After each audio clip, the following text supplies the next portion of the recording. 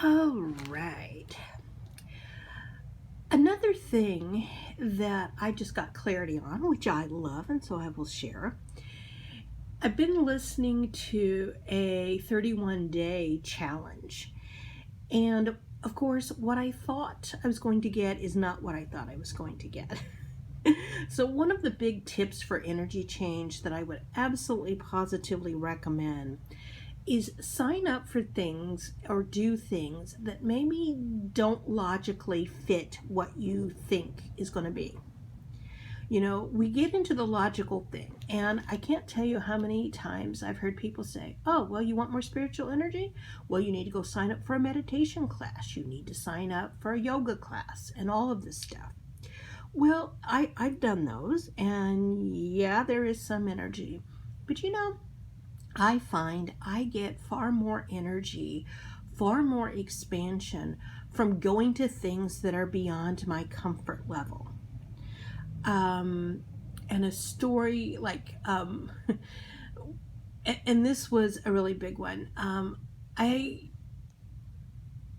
decided several years ago that I was going to get more healthy and I was going to work out more. And what I realized was, yeah, I could do weight training in the gym and all this, and that's awesome. But what I realized is I really needed to work on my flexibility. And so I'm like, okay. So there was this little boutique gym I was going to, and there was a list of trainers in the company that work there. And so I heard, okay, I'm going to sign up for a trainer. Universe, which is the best trainer for me? So I heard number 5. Okay, great, 5 on the list. So I get on the site. I'm still laughing about this. I was expecting probably a female with good nurturing energy or an older guy who was very encouraging, and I was expecting that. Well, number 5 on the list was a high performance trainer who was probably 24 years old, who specialized in training runners and things. And I looked at that and I said, no, no, I'm not going to do that. That he would hurt me, he would push me too far. And my guides kept saying, that is the one for you. You need to do it now. I'm like, no. So long story short, I whined for a couple of weeks and then I did it. And it was funny because I know when I showed up, he's like, what? But it worked out very, very well. So I trained with him for a year and it was wonderful. Now, come to find out, one of the reasons why was he was going to school to learn to be a physical therapist.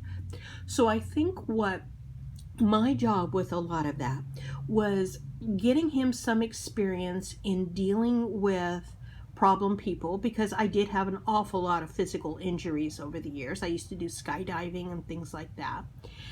And so he needed a little bit of practice in that, and he needed to adjust easier what he had me do. And it was wonderful. And I got a lot of really good exercises that I probably would not have gotten with other trainers, because he was also very much into keeping up with the latest and greatest in the industry. So it worked out very well. And it was really funny too, because I think I also pulled him out of his energy too, because after several months and he was seeing the great progress I was making, he finally asked me, he says, why me? Why did you choose me? And I just laughed and I told him the truth. I said, well, I didn't choose you. I said, my guides told me I needed 5 on the list. You were on the list. And so I looked and I said no, and then I whined for 2 weeks and then I called you. And he just laughed. And I noticed over the time that we saw each other, it was great for him building his confidence, getting more experience. It was good for me to have that energy in so many different ways. But it was not a logical fit. And I think that the more we can get out of needing logical fits and just putting ourselves out of our comfort zone into energies that may benefit us, that don't feed the logical mind, the more we can get.